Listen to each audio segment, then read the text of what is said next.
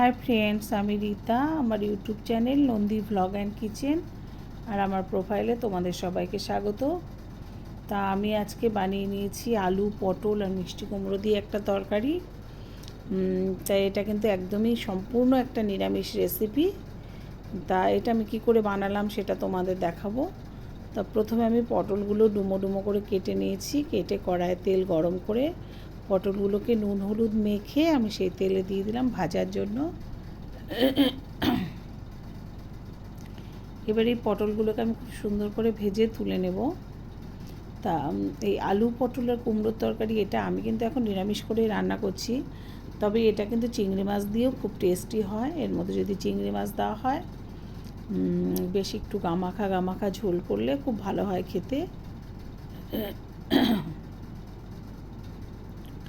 তো এই যে পটলগুলো কিন্তু খুব সুন্দরভাবে ভাজা হয়ে গেছে। আমি পটলগুলোকে একটু নামিয়ে নিলাম।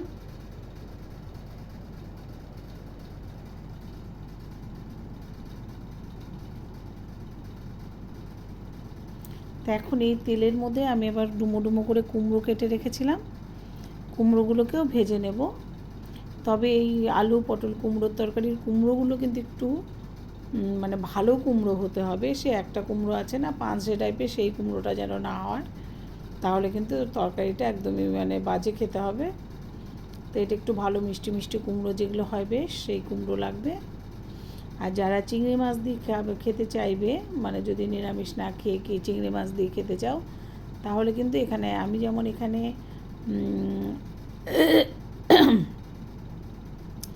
কড়াই আমি আরেকটু তেল দিয়ে দিলাম। আর এখন এখানে ফোড়নের জন্য আমি দেব হচ্ছে একটু জিরে আর একটু তেজপাতা।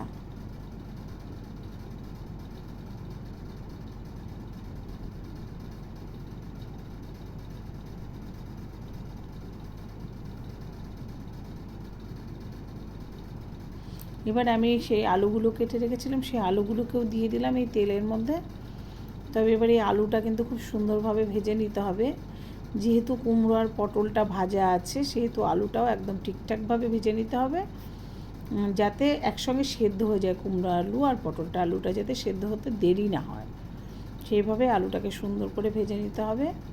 এখন আমি এর মধ্যে দিয়ে দিলাম পেস্ট করা মশলা। তো এখানে মশলাটা ছিল হচ্ছে আদা, জিরে আর লঙ্কা, আর কিন্তু কিচ্ছু না, এই তিনটেই মশলা ছিল এখানে। তবে এই যেটা বলছিলাম, চিংড়ি মাছ দিয়ে যদি কেউ খেতে চাও, তাহলে কিন্তু এই মশলার মধ্যে একটু পেঁয়াজ দিতে হবে। এর মধ্যে একটু ছোট একটা পেঁয়াজ দিয়ে পেস্ট করে দিয়ে দিতে হবে। তা যাই হোক, আমি বাটিটা ধুয়ে জলটাও দিয়ে দিলাম মিক্সারে দিয়ে। এবারে যাই হোক, জলটা একটু বেশি দেওয়া হয়ে গেল বোধ হয়। তো এখন দিয়ে দেবো পরিমাণ মতো হলুদ।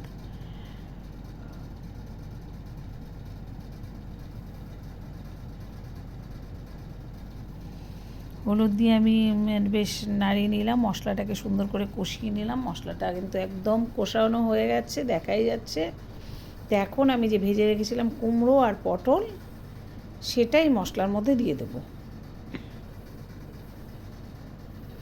দিয়ে আবারও আমি একটু কুমড়ো পটলটাকে মশলার মধ্যে ভালো করে নাড়াচাড়া করে কষিয়ে নেব। তা এবারে দিয়ে দিলাম আমি স্বাদ মতো লবণ। মশলাটা কিন্তু কষানো হয়ে গেছে, দেখেই বোঝা যাচ্ছে তেল ছেড়ে এসছে। তো এখন এখানে আমি দেব জল।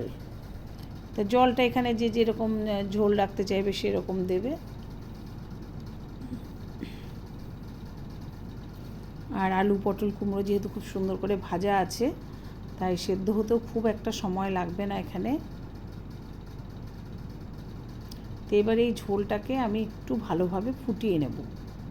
ঝোল যদি ভালো, যে কোনো তরকারির ঝোল যদি ভালোভাবে না ফোটানো হয়, তাহলে কিন্তু সেই ঝোলটার কোনো টেস্ট আসবে না, একটা পানসে ভাব থেকেই যাবে।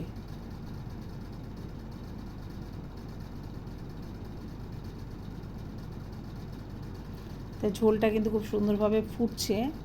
এখানে ঝোলটা অনেকক্ষণ ফুটেছে। আর হচ্ছে আমি একটু দেখে নেব এখানে কুমড়ো আলু টালুগুলো সেদ্ধ হয়েছে কি না।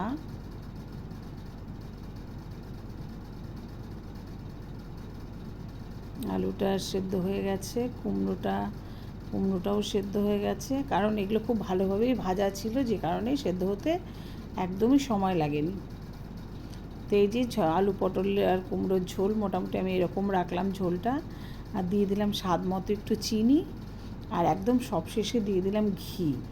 আর ঘিটা দেওয়ার পরে কিন্তু আমি খুব বেশিক্ষণ আর ফোটাবো না। এবারে একটা পাত্রে আমি আলু পটল আর কুমড়োর তরকারিটা ঢেলে নেব। তবে ফ্রেন্ডস, তোমরা কিন্তু বাড়িতে একবার এই রেসিপিটা ট্রাই করে দেখতে পারো, আমার মনে হয় তোমাদের সবার ভীষণ ভালো লাগবে। আর এটা আগেই বললাম, যারা নিরামিষ খাও তাদের জন্য কিন্তু এটা খুবই ভালো। আর আমার ভিডিওটা যদি তোমাদের ভালো লেগে থাকে, আমার ইউটিউব চ্যানেল থেকে নন্দী ব্লগ কিচেন থেকে যারা দেখবে তারা অবশ্যই সাবস্ক্রাইব করে দেবে। তোমাদের সবাইকে টাটা।